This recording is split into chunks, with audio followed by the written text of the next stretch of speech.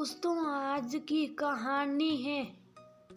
सासू माँ। कभी देखा है कि ससुराल वाले बहू के लिए धरने पर बैठे हो।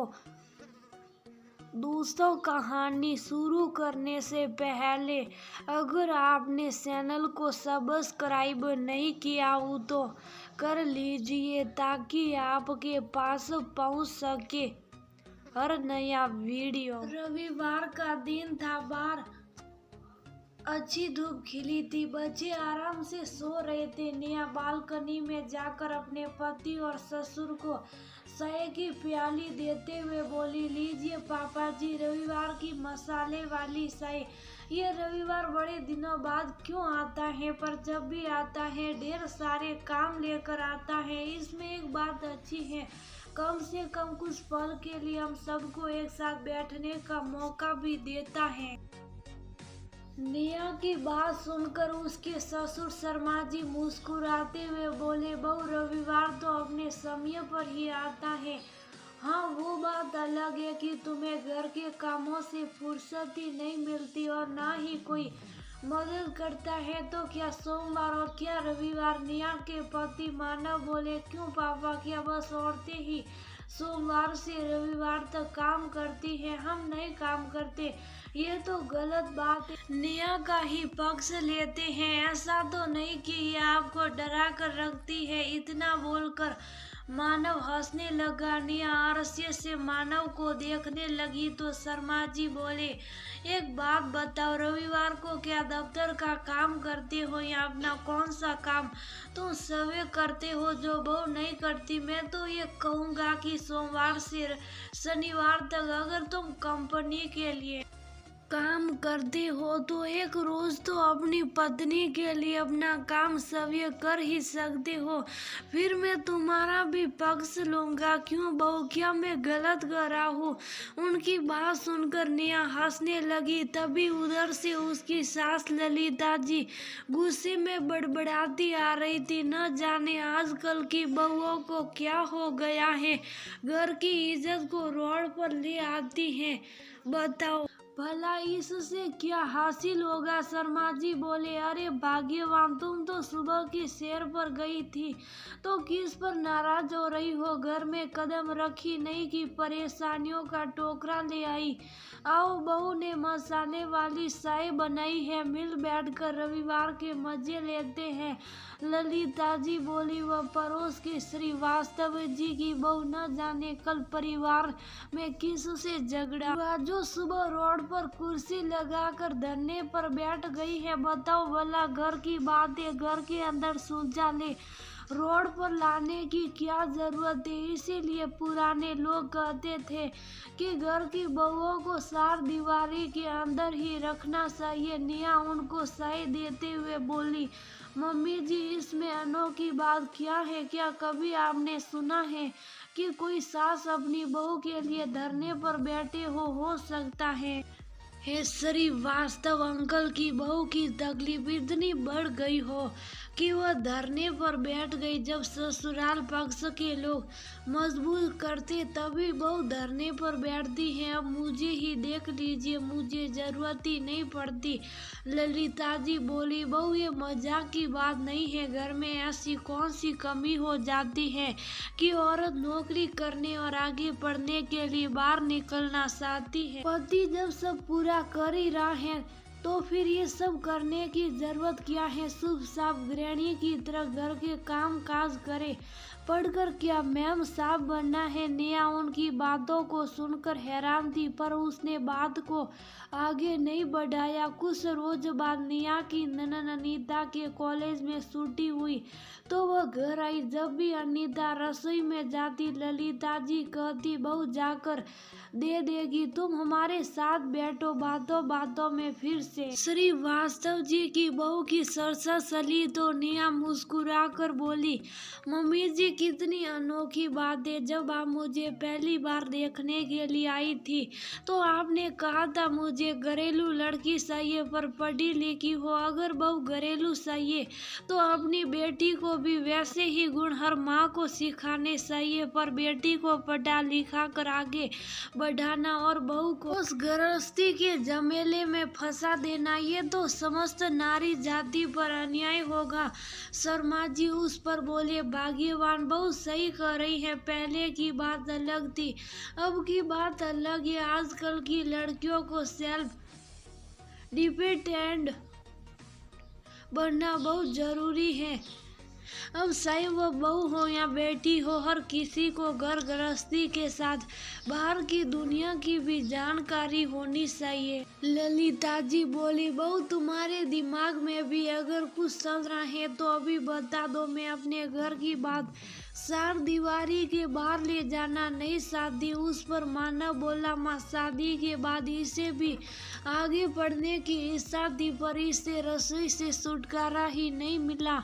इतना कहकर वो हंसने लगी। नेहा को लगा जैसे वो लोग सिर्फ एक नेहा को नहीं बल्कि हर हाउसवाइफ पर हंस रहे हैं। उसने कहा, सही कहा आपने, मेरा रसोई में रहना इतना ही खलता है तो क्यों नहीं आपने मुझे आगे पढ़ने दिया या नौकरी करने दिया। आज आपके घर की बेटी थोड़ा सा रसोई में जाएगी तो आपको तकलीफ होती है, कल यही अगर कुछ काम नहीं करेगी, अपनी बात रखने के लिए धरने पर बैठ जाएगी तो इसके ससुराल में कुछ तरह इसे भी चार बातें सुनने को मिलेगी, फिर क्या करेंगे। ललिता जी बोली, अरे बहू तुम कहाँ की बात कहाँ ले गई, हमने तो मजाक किया था, तुमने तो दिल पर ले लिया। मेरे बेटे ने एक शब्द कहा और तुमने उसे इतनी बातें सुना दी। बताओ, कोई नौकरी वाली लड़की भी अपने पति को इतनी बातें नहीं सुनाती होगी। नेहा बोली, नौकरी वाली बहू और पत्नी की सुनता कौन है। एक बात मैं आप सबसे कहूँ, मैं तो अपनी बेटी को हर चीज सिखाऊंगी और उसे क्या पढ़ना है क्या बनना है ये वो खुद तय करेगी। कोई भी काम छोटा या बड़ा नहीं होता है। अगर मैं रसोई में ना जाऊं तो सोचिएगा कि इस घर की क्या हालत होगी। कमाने वाली पत्नी और बहू की इज्जत होती है और जो बहू इस घर में काम करती है क्या उसकी कोई इज्जत नहीं होती।